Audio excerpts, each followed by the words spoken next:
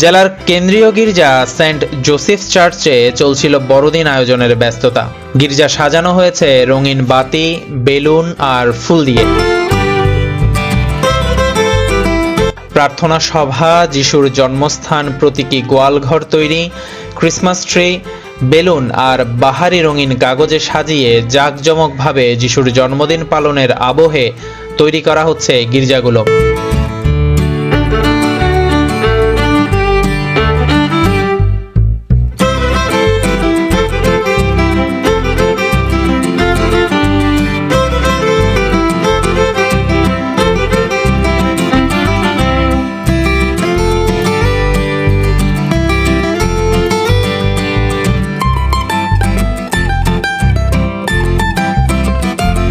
গির্জাগুলোতে প্রার্থনা, কেক কাটার পাশাপাশি বাড়িতে বাড়িতে চলবে অতিথি আপ্যায়ন।